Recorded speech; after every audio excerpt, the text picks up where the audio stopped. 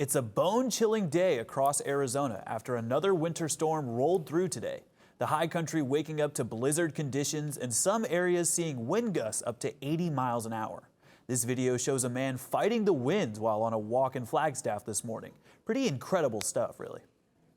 Those powerful winds forcing crews to shut down the Arizona Snow Bowl today. Just look at the conditions earlier this morning. You can see strong wind gusts whipping the flag around. The ski resort is expected to reopen at 9 a.m. tomorrow. The winter weather not isolated to northern Arizona. Rain pounded the valley early this morning, but of course the big story is that wind. We have team coverage of this storm. Conor McGill is in downtown Phoenix tracking the wind for us. And Shira Tanzer is at Sky Harbor monitoring flight delays. But first we want to check in with Haley Forbes in the Cronkite News Weather Center. Haley?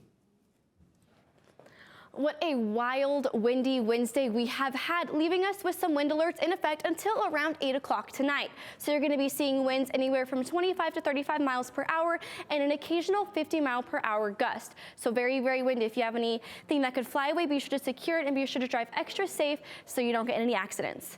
Now let's take a look and see what wind we did see. We had 20-mile-per-hour winds at around 1 o'clock this afternoon here in the Phoenix area and 24-mile-per-hour winds in Lake Havasu City. Now it does clear out a little bit and slow down, but we do have some breezy conditions still. We got 5-mile-per-hour winds later tonight, so nothing as crazy as it was earlier. Now let's take a look and see why the heck this was happening. So there's this low pressure system that was coming into the state, bringing us wind and snow and rain, and it's going to clear out a little bit, but there is that storm on the west coast of the states that's going to bring us some potential rain in the forecast. I'll tell you more about that later.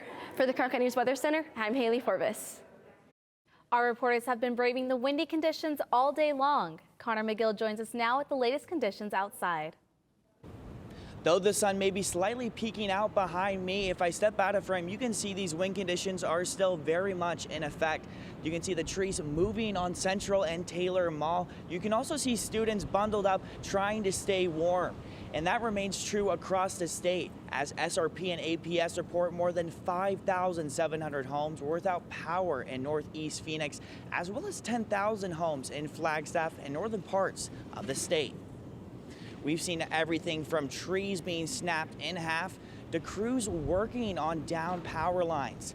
The National Weather Service in Phoenix reporting that these conditions are unique for these times. Very abnormal system, specifically the magnitude of the winds.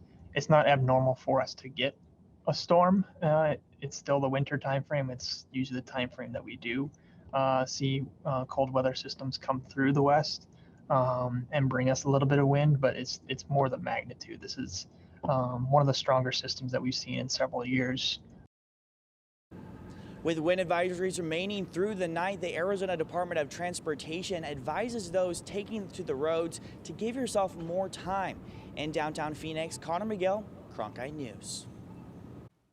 The wind is not only knocking out people's power, it's also keeping them grounded over at the airport.